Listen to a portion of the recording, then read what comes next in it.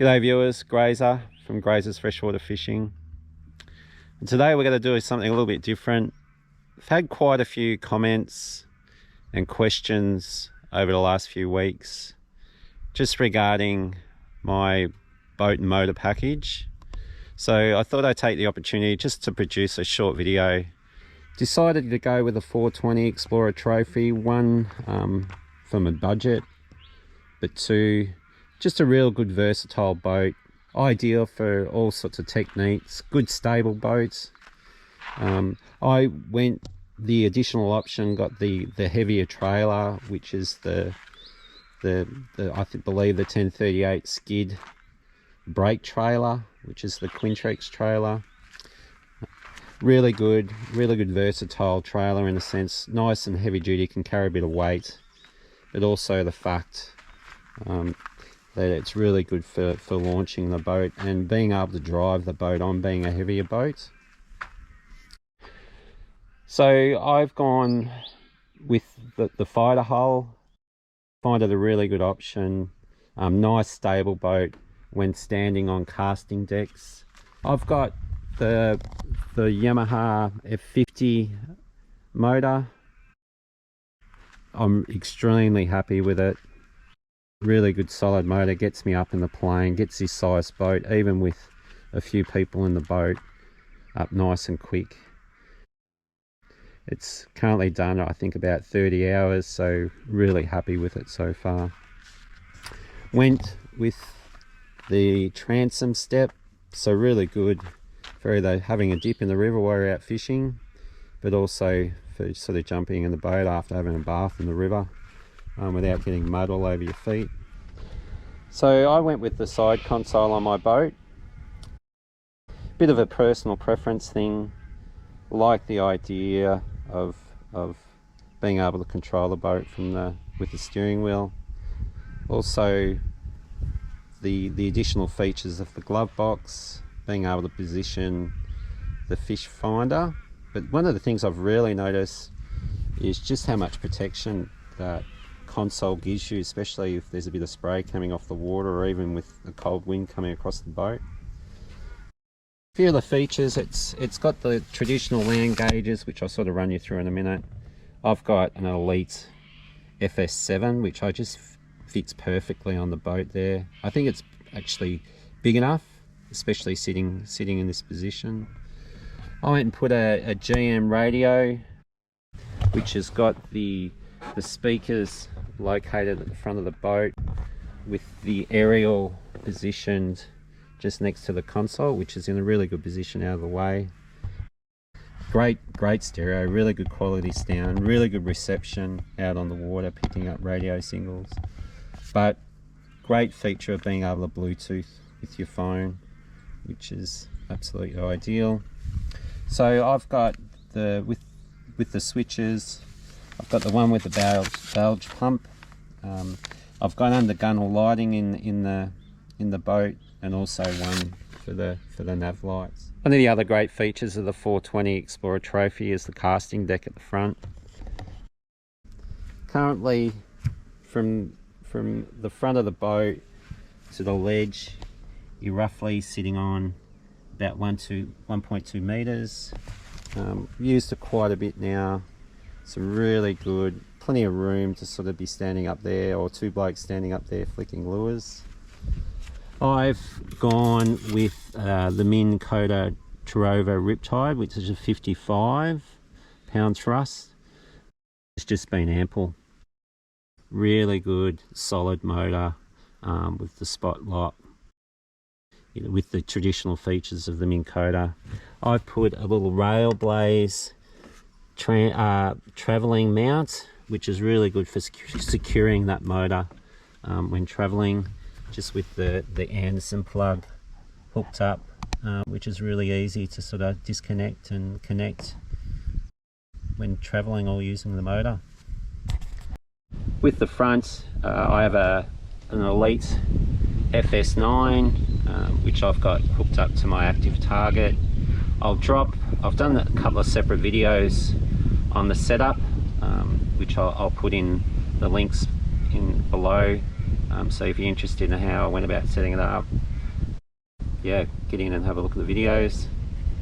I've done something a little bit different with my boat, in the sense, normally just in this front apartment you would have an anchor well, but I took mine out, and the reason being is I don't anchor a lot, and by taking it out, it's just provided me all this additional room to throw some light gear, life jackets, pedals, ropes, anything that you choose, because there's quite a bit of room underneath that anchor well. So took it out, which has provided me those additional options. So with the 420 Explorer, at the front you have your 3 sort of lift up doors which give you access to that front area. If I open them up now, as you can see, plenty of room. I've got my Active Target module set in there. So with my side console, I got the guys at Solar City Marine to just change the way I wanted that set up a bit. I actually got the console pushed back than the normal sort of standard positioning in the boat. And the main reason for that is I just wanted to be able to have that little bit more room between the console and the front casting deck, which just provides me that room to sort of put the fridge in, but also gives me that a little bit more room to move, and if someone else wants to sort of sit there, there is that option for them to do that. Yeah, which I'm really happy with making that adjustment. So with the 420 Explorer, you have the standard old battery, which is under the deck here. I've got that hooked up to my isolator switch, which is running all my auxiliaries, but I also use that battery to run my Minn Kota, which is all my electrics is pretty well separate to my cranking battery for my motor. I'm running a lithium battery in there, just 120 amp. Really happy with it. Been out running a fridge on a hot day, motor all day, and yeah, it's drawing bugger all. It's gone from 100% down to, you know, 80, 75% on a massive day. So yeah, really happy with that. The other, I suppose, advantage too is just being a lot lighter. That battery there weighs, I think, just around the 10 kilo mark compared to your traditional AGM, which is around that sort of 30 plus kilos. So really adds to the performance of your boat by having a lithium instead of the AGM battery. One of the other additions I got done to the boat was put in an adjustable sliding seat. Obviously, with the console being a little bit closer to the back of the boat and providing that additional room at the front, by having that slider seat, I can push that seat back and adjust that seat depending on who's driving it. Sometimes the kids are driving the boat and like to be a little bit closer to the steering wheel, but just gives me that leg room behind the steering wheel, which you can see there's plenty of room there. But the other great advantage too is you can position it so you can still spin that seat right around, because there's a lot of times where I just like to fish out of the back of the boat, especially when I'm bait fishing. So a couple of other little modifications I made, just put in some rocket launchers so I can just stand those rods up in the back of the boat. I've got these little Barkley sort of bait cast release, which I find really good for fishing out of the back of the boat when bait fishing, which are really handy. I've got a couple of rail blazers there. I run my poles for camera kits, which have that ability with USB power, which is really handful. You can even just plug a phone cord in there and charge your phone up or iPad, which is a really good feature. Just having a look at the back of the boat. So we've got our 2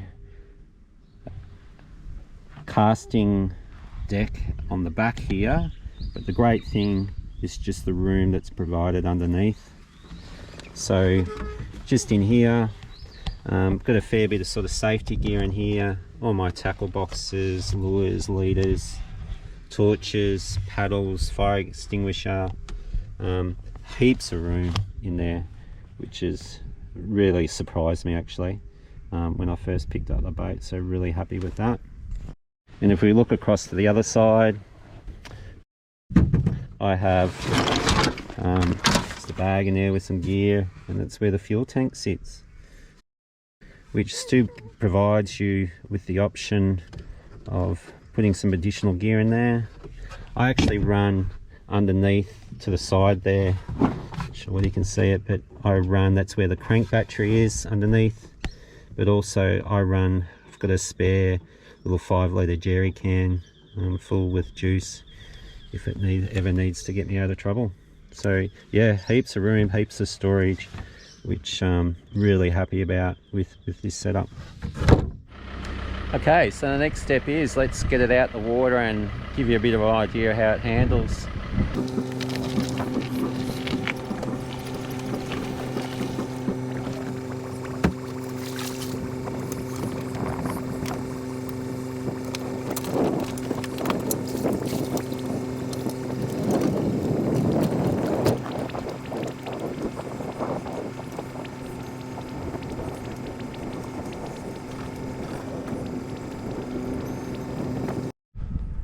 Okay, we've got the boat in the water, so pretty easy setup. Very much great thing about the console is just trimming the motor down using the little switch here. So it's just a case of dropping that down. Generally drop it right down. Just coming across to the ignition switch. You'll see the land gauges firing up. And just turning it on.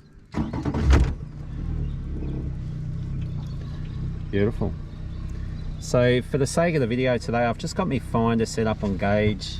It's not directly linked into the motor, but just using the information provided by the sounder and the GPS.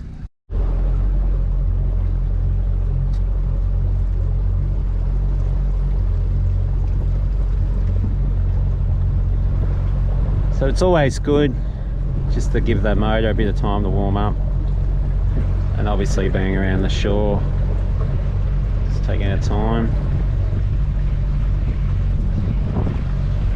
See, cracking day on the lake, out at Lake Everlock. It's looking nice.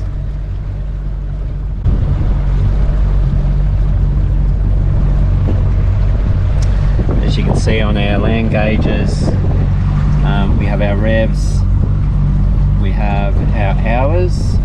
Sorry, I've got 21.8 hours up. Just in our kilometres, as you can see, it's reading at 7 on my land gauges, and I've got 8 on the finder.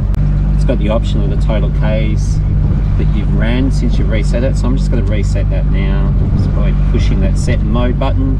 And as you can see, it's dropped back to 0. So just going through, we've got our mode, so just our flow. So currently at our average, I'll use currently as it stands, I'll use 2.4 litres per hour, and just our economy. So I'll get 3 kilometres per litre, and then there's the total litres used. Just on across to the tacho, we've got our revs, as I said before, our hours, total hours. Just hit the mode button. We've got our gauge, which shows our oil pressure, so it's just sitting nicely in that mid-range. We have our battery voltage, which is sitting in that mid-range, which is really good. And back to our hours. This little bar here, this little indicator, just shows us our tilt position. As I tilt that up, you can see how that impacts on our little gauge, on our little tacho here. Really good indicator, obviously not looking directly at the motor to really give you an idea where it sits, and also with regards to planing the boat, especially at maximum revs. I generally sit that tilt at sort of mid, or just one below that mid-range. So just to give you an idea of the stability of the boat, obviously standing up the front when casting, as you can see, can quite comfortably stand right on the edge of the boat without any sort of concern of tilting the boat or falling off the side. Standing right on the edge of the gunnel here, nice and stable, which is what I love. So with regard to the back of the boat, as you can see, yeah, nice and stable. Be throwing anchors, jumping off the back, really stable for throwing rods and stuff around, which is really good. And having the addition of the Transom Step, yeah, if you want to go for a dip, nice and safe, which is ideal. So I'll give you a bit of an idea now how it runs and what sort of speed and revs we're pushing, yeah, once we sort of open the throttle up a bit. So one of the things to be mindful of is just dropping that motor right down, which is going to make it easier for the boat to get up and plane initially. So having that right down.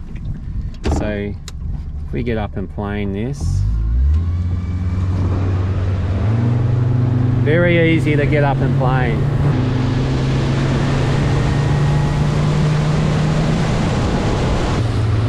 So as we start to plane, we're just lifting that motor up.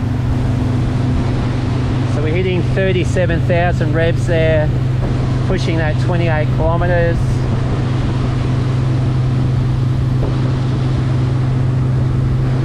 Which is just pushing 30 k's just nicely, just at that.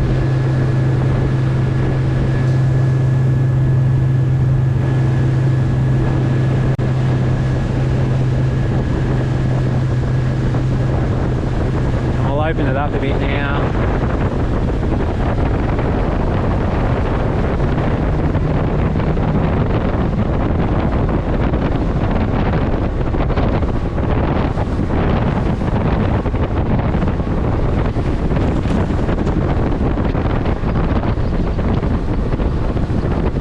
Hitting 45k.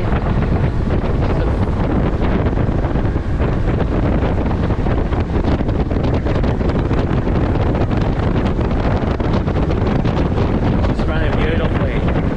It's nice and smooth.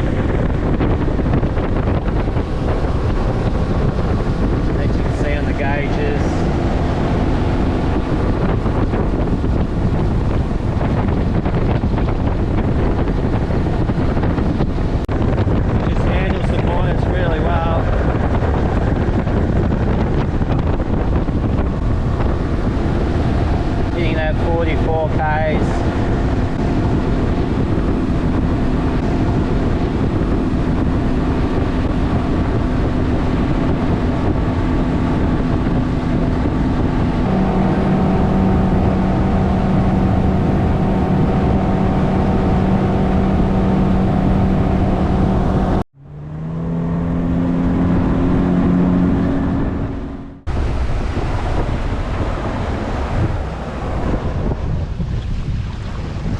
As you can see, handles really well. Sort of pushing up around that 60,000 revs and pushing, yeah, around that 50 kilometer mark. So handles really well, turns really well. So yeah, give you a bit of an idea of its performance. Okay. Thanks very much for watching, and I hope to see you out on the water soon. See you later.